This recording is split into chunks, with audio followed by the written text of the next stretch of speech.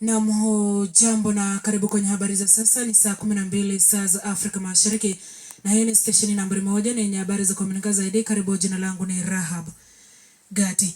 Waziri wa elimu ametangaza ratiba mpya ya mtihani ya kitaifa huku mvua kubwa zikiendelea kuathiri maeneo kadhaa nchini. Waziri wa elimu Bwana Julius Migos Ogamba ametangaza kwamba mitihani ya kitaifa KCSE na KCPE itaanza kama ilivyopangwa licha ya changamoto za mvua zinazoendelea kushuhudiwa katika baadhi ya kaunti. Amesema serikali imeweka mikakati kuhakikisha wanafunzi wote wanapata nafasi ya kufanya mitihani yao kwa usalama.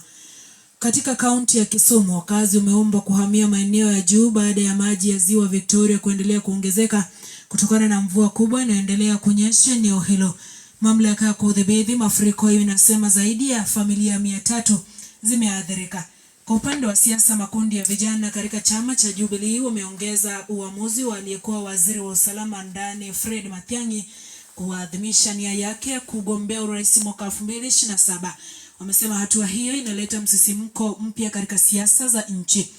Katika michezo, Harambee Stars wanatarajiwa kucheza mechi ya kitaifa ya kirafiki dhidi ya Morocco jioni ya leo katika uwanja wa Nyayo. Kocha mkuu amesema wachezaji wako katika hali nzuri na wamejitayarisha kuonyesha mchezo bora.